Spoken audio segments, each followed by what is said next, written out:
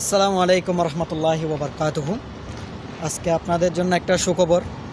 আসলে আমাদের দেশের গর্ব, আমাদের অহংকার। আমি মনে করি আমাদের বাংলাদেশে অন্য কিছু না আসুক, কিন্তু কোরআনের হাফেজেরা বিশ্বজয়ী হিসাবে আমাদের বাংলাদেশকে উজ্জ্বল করে তোলে সবসময়। ইনশাল্লাহ আমরা আশাবাদী।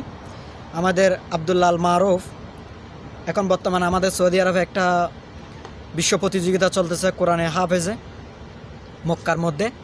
তো আলহামদুলিল্লাহ আমাদের আব্দুল্লাহ আল মারুফ ওইখানে আজকে ফাইনাল প্রশ্নের মধ্যে 5টি প্রশ্ন উত্তরে সঠিকভাবে দিতে পারছে। এখন শুধু আমরা বিজয়ী ঘোষণার জন্য অপেক্ষা করতেছি কখন আসবে।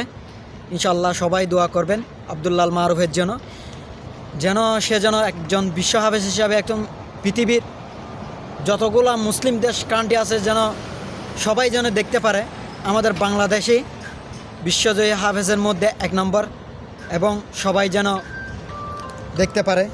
ইনশাল্লাহ আমরাও দোয়া করি তার জন্য, আমরা যেন খুশির সুখবরটা যেন অতি শীঘ্রই পাই। আলহামদুলিল্লাহ আমাদের বাংলাদেশে ইনশাল্লাহ ফার্স্ট হবে, সে আশা নিয়ে বসে আছি। সবাই দোয়া করবেন।